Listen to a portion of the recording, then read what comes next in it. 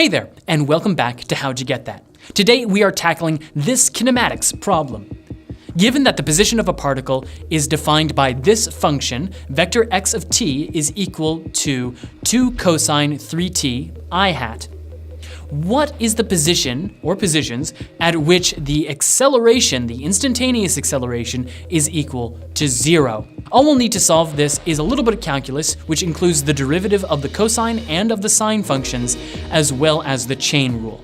Also in this problem, we'll say that distance is measured in meters and time is measured in seconds. Therefore, our velocity will be in meters per second and our acceleration will be in meters per second squared. So, with that in mind, let's get started. Remember that the acceleration vector is simply the second derivative of the position vector. So all we need to do is take the second derivative of the position vector and set that derivative equal to 0. So let's see what that is. If I take the first derivative of the position function, that would be the derivative of 2 cosine 3t I hat. That would then reduce down to, after I take the derivative, to -6 sine of 3t I hat.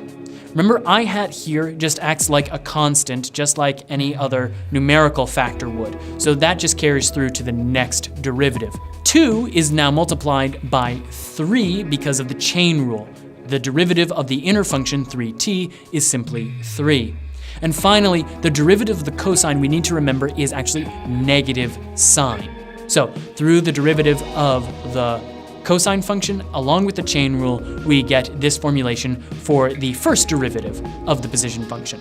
Okay, so now let's take the second derivative of the position function, or the next derivative down the line. We'll see we'll still need to do the same exact thing here. We can take the derivative of the sine function now, and that is just the positive cosine function. So we have -6 times the positive cosine function of 3t. We still need to use the chain rule here, so we multiply it again by the derivative of the inner function 3t to find that that derivative is just 3. So we take this whole big derivative and multiply it by 3 to get -18 cosine of 3t I hat. And that is the function that defines the acceleration of this particle. The acceleration of the particle as a vector is equal to -18 cosine of 3t I hat. So where is this function equal to 0? We can set the function equal to 0 like this, and then we can divide by 18. We then ask ourselves, what is the angle that has a cosine of 0? Now there are obviously infinitely many solutions to this problem, and let's figure out the general solution today. Now I know that odd multiples of pi over 2 give us cosines of 0. So that would be at pi over 2, at 3 pi over 2, at 5 pi over 2, 7 pi over 2, at negative pi over 2, etc. So any one of those odd multiples of pi over 2 will give me the answer. So I know that 3t must equal an odd multiple of pi over 2. In general, I can write the odd multiple of pi over 2 as 2n minus 1 times pi over 2, where n is an integer. If you need a refresher on that sort of notation, you can take a look at the trigonometric function videos here. So 3t is equal to 2n minus 1 times pi over 2. To solve for t, I just need to divide by 3. So t is equal to 2n minus 1 times pi over 6.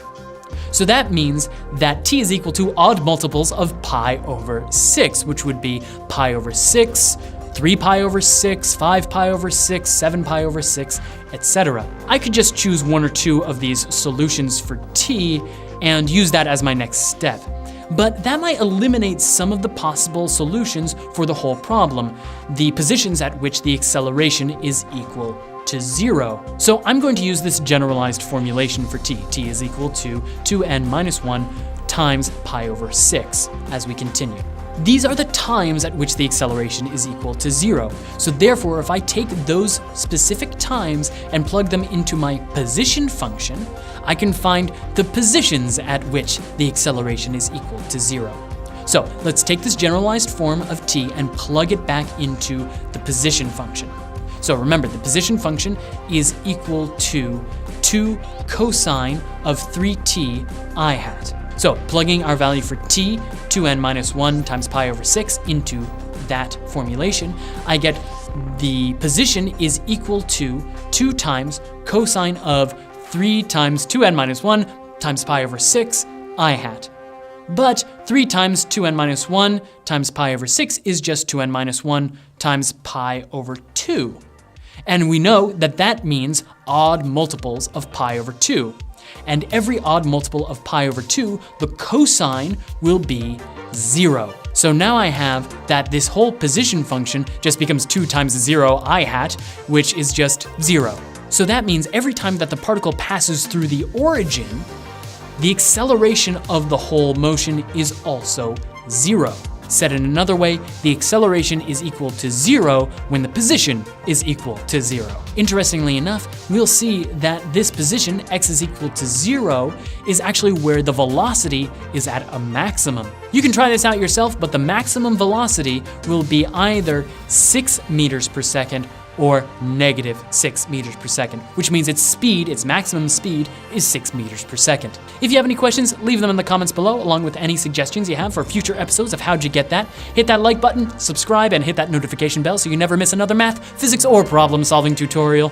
Thanks so much for watching, and I'll see ya in the next problem.